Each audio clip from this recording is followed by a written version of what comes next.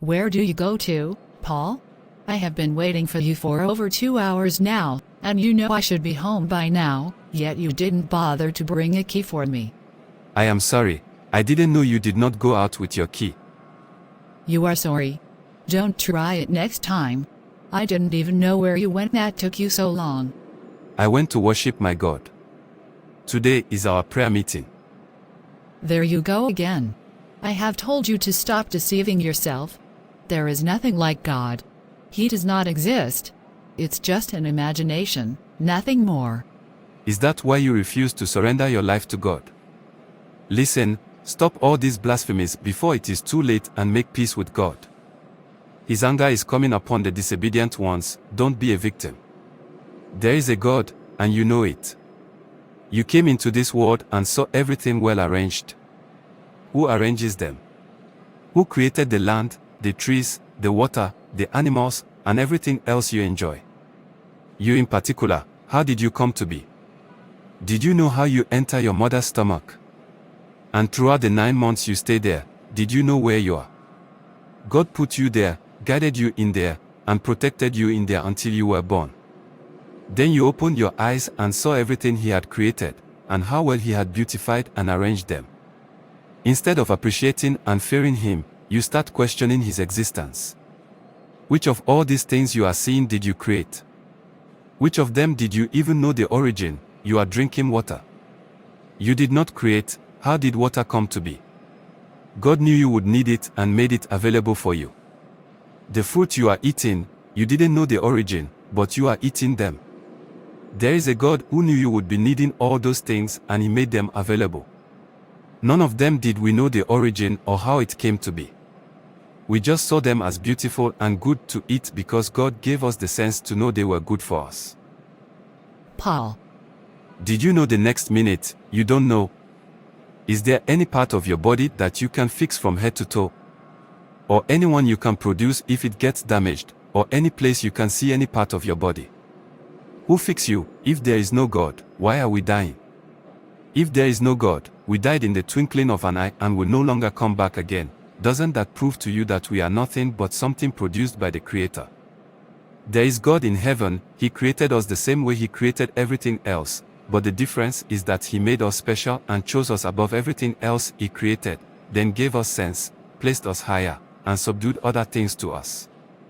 He gave us the privilege to enjoy His handiwork. Don't be an ingrate. Appreciate God and reverence Him. He exists.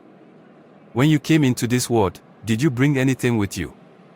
You came empty because everything you needed has been made for you. The same way you will go without carrying anything because you did not create any. We are just chosen to enjoy His handiwork. Stop abusing the privilege given to you by saying there is no God, knowing full well that you meet everything well arranged and never created them, nor do you know the ingredient used on them. We are just like a pencil in the hand of the Creator. His purpose in creating us is for us to worship Him, praise Him, love Him, fear Him as our Father, keep His commandments, and enjoy all His handiwork. Don't overstep your boundaries. There is one God who created the heavens and earth and everything in them and also put them in their rightful place. If God does not exist, we humans shouldn't be dying. We should be living as we like and fixing our parts when they get damaged. In fact, the words sin, time, holiness, day, night, wrong, right, conscience, wisdom, heaven, earth, and life will not exist because everybody will be living the way they like, without dying, without hope, without future, without sense, without knowing wrong or right. The universe should have been shapeless and everything would have been a mess. But when you look around you, without somebody telling you or the Bible telling you, you already know there is a God. Whatever begins to exist has a cause. The universe began to exist. Therefore, the universe has a cause. And the cause is God. If God does not exist, objective moral values do not exist. Objective moral values do exist. Therefore, God exists. And Psalm 19, verses 1-4. The heavens declare the glory of God, and the skies proclaim the work of His hands. Day after day they pour forth speech, night after night they reveal knowledge. They have no speech, they use no words, no sound is heard from them. Yet their voice goes out into all the earth, their words to the ends of the world. In the heavens, God has pitched a tent for the sun. Hebrews 3 verse 4. For every house is built by someone, but the builder of all things is God. You are correct, there is a God. If not, who gave us the breath we are breathing? God, please forgive me for using the little brain you gave me to question your existence. God makes sense of the origin of the universe. God makes sense of the fine-tuning of the universe for intelligent life. God makes sense of objective moral values in the world.